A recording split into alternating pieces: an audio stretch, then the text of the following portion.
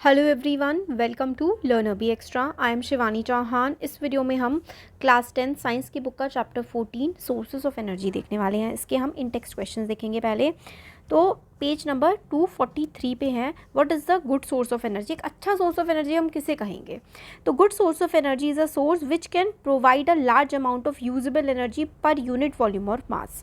It should be easily available, easy to store and transport also. It should be economical. तो एक अच्छा source में हम उसे कहेंगे जो काफ़ी ज़्यादा मात्रा में अवेलेबल हो और काफ़ी ज़्यादा एनर्जी दे हमें, ईजिली हम लोग को आसानी से मिल जाए, उसको स्टोर करना रखना आसान हो, ट्रांसपोर्ट करना आसान हो और थोड़ा ज़रा सस्ता भी हो, पॉकेट पे भी ज़रा ज़्यादा भारी ना पड़े, महंगा ना पड़े। तो अच्छा सोर्स इकोनॉमिकल होना चाहिए, ईजिली अवेलेबल होना चाहिए, स्टोर आराम से कर सकें, ट्रांसपोर्ट आराम से कर सकें और लार्ज अमाउंट ऑफ एनर्जी भी वो हमें दे। नेक्स्ट क्वेश्चन है, what is a good fuel. Good fuel क्या है? गुड फ्यूल के भी यही सारे कैरेक्टरिस्टिक्स हो जाते हैं। गुड फ्यूल बेसिकली क्या होता है? A fuel is to be good fuel if it produce large amount of heat, अच्छी अमाउंट ऑफ हीट प्रोड्यूस करे on burning a unit volume और mass without producing a lot of smoke, ज़्यादा smoke produce ना करे और अच्छी खासी heat वो प्रोड्यूस कर दे।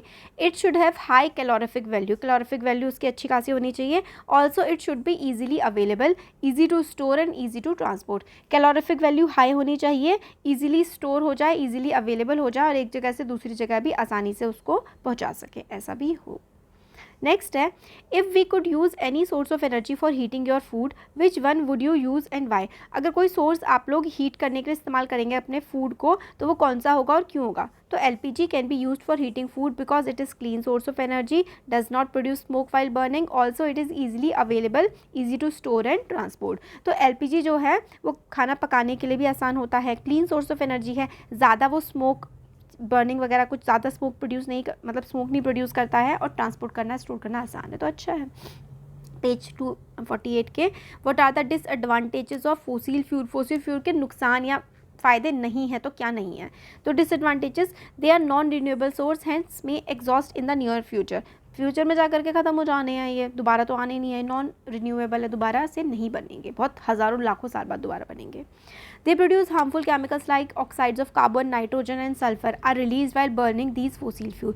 जब हम इन फोसिल फ्यूल को जलाते हैं ना, तो ऑक्साइड्स ऑफ कार्बन के ऑक्साइड्स निकलते हैं, नाइट्रोजन के, सल्फर के ऑक्साइड्स जो हैं वो रिलीज़ होते हैं एटमॉस्फेयर में जब इनको जलाते हैं, तो पोल्यूशन क्रिएट करते हैं, कॉज एयर पोल्यूशन और एसिड रेन भी होती है इनकी वजह से। They cause green house effect, यानी कि गर्मी भी फैल रही है इनकी वजह से बहुत ज़्यादा।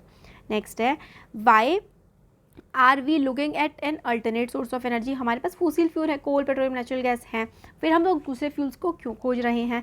तो देखो, as we go on using the non renewable source of energy at present rate, we get shortage of them after some years as it takes millions of years to form petroleum and coal. तो क्योंकि हम बहुत ज़्यादा इस्तेमाल कर रहे हैं, renewable ये नहीं है, सदियों में जाकर के बनते हैं, तो एक दिन ख़त्म हो जाएंगे। Also so to avoid such condition now onwards we need to look for alternate source of energy. तो हमें दूसरे सोर्स ऑफ एनर्जी की भी ज़रूरत है, क्योंकि ये तो ख़त्म हो जाएंगे, पोल्यूशन भी करते हैं, और हमें एक ग्रीन और एक अच्छे सोर्स की ज़रूरत है ताकि हम अपनी एनर्जी प्रोड्यूस कर सकें। How has the traditional use of wind and water energy has been modified for our convenience. तो विंड एनर्जी, वाटर एनर्जी का इस्तेमाल हम लोग पहले जैसे करते थे उससे अलग तरीके से अब हम कैसे करने लगे हैं? तो देखो, earlier the windmills were use to harness wind energy to do mechanical work such as lifting, drawing water from well. Today in windmills the kinetic energy of wind is harnessed and converted into electricity. तो पुराने ज़माने में हम लोग wind energy का इस्तेमाल करते थे, मतलब चीज़ों को उठाने के लिए, मैकेनिकल वर्क करने के लिए, और जैसे कि कुएं में से पानी निकालने के लिए। बट आज हम विंड एनर्जी का इस्तेमाल और वाटर एनर्जी का इस्तेमाल बिजली बनाने के लिए भी कर रहे हैं। Water energy which was used for transportation before is now a good source of generating electricity। पहले हम पानी के थ्रू एक जगह से दूसरी जगह जाते थे, अब हम उससे बिजली भी बना रहे हैं। Dams have been constructed on the river for generating electricity. Dams बनाए गए हैं ताकि बिजली बनाई जा सके। Waterfalls were used as a source of potential energy. Waterfall, झरने जो हैं उससे भी बिजली बना सकते हैं। Which was converted to electricity with the help of turbine. Turbine की मदद से जो है वाटरफॉल से बिजली बनाई जा रही है। ये इंटेक्स क्वेश्चन से ज़्यादा नहीं थे। अब नेक्स्ट वीडियो में हम एक्सरसाइज के सॉल्यूशंस देखेंगे। Thank you.